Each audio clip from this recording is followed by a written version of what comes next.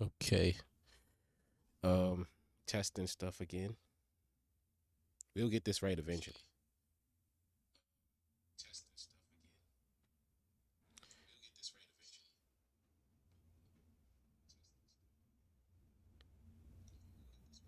So I'm just trying to make sure I got the perfect like settings.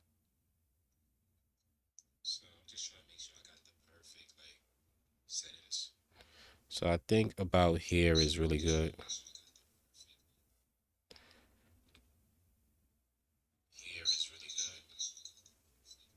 Testing, testing, testing, testing, testing. Testing, testing, testing, testing, testing. Testing, testing, testing, testing. All right, so I would say about here is fine.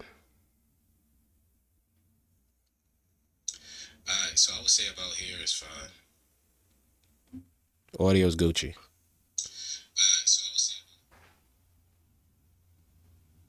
Audio's Gucci. All right, cool. So my audio works absolutely fine.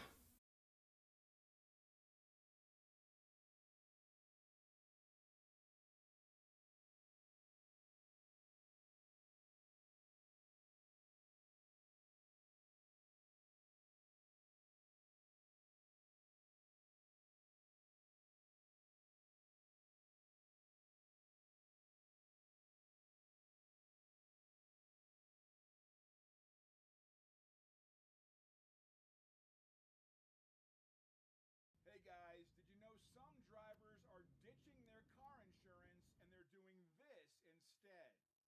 Salutations, everybody. It is Maddie here today. I hope you're all doing absolutely excellent. Certainly, you're doing better than Bethesda because this video is directed more at them because there's a really big problem at play here, not just with one of their games, but all of their games. And it's unacceptable. Now, I want to shout out my friend Juicehead. I'll have both his videos linked down below, but he's covered all of this pretty extensively, and a lot of the research was done by him for this video here. But I want to signal boost a lot of the things he's talking about, plus just share some of my own personal thoughts on the problem at hand here. But the reality is, as we've covered in the past on this channel, Bethesda did break Fallout 4 with the next gen update. And it's still pretty broken on PC, specifically if you have certain mods installed that are key mods that millions of people use across both consoles and PC. There's problems there. And also, Creation Club is an absolute disaster in a lot of ways right now. And I see a lot of the vision for Bethesda and the things they want to do, but this is one of those things I've talked about where they're almost too small to handle all of these things at once. So now you have a situation where Starfield's finally getting an expansion that looks like it's tackling the key problems with the game. Meanwhile, Fallout 4 has been broken for like 5 months now.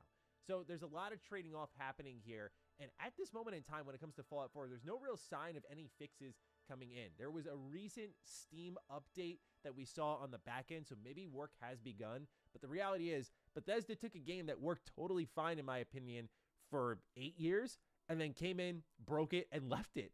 That's unbelievable. But there's so much more to be discussed here because on the Creation Club side of things, we're seeing asset flips being put up for $5, $10. We're seeing people just taking free content and reselling it immediately. And some of the content on sale there from verified creators is, I'm going to be real, laughable. There's a lot here to unpack. Ladies and gentlemen, welcome, and let's begin at the top here. With Fallout 4 in its next-gen version, on PC, it stutters frequently. Now, you may remember when I did my Fallout 4 next-gen review, All right, I I just gotta see highlighted that how the I PC sound version was in in a much worse state when it came reference to to having running both of games these. as easy as load times, where I immediately said, this is awful over here. On PS5, it fared a lot better, and I will say that console users, from what I've read in my comment section, are actually happy with some of the stability that the next-gen update did provide them. But the reality is, one of the key mods that I don't know a single player who All right, doesn't use it because it's thought I was a available in the bit loud Bethesda for a Net second mods. though. It's available on Nexus, of course. It's really easy to obtain, and that's the unofficial Fallout 4 patch, which provides tons and tons of bug fixes, quest fixes, etc. It's like playing Star Wars Knights of the Old Republic 2 without the restored content mod. Like, you kind of need these unofficial patches to play Bethesda Game Studios games.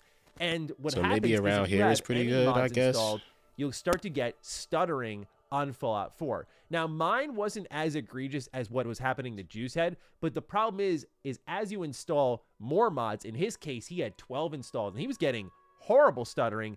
And many of us already know there are people out there with mod lists that go well over 100. I think that into this multiple is the hundreds. good spot Some for people this type managing of to thing. surpass 1,000.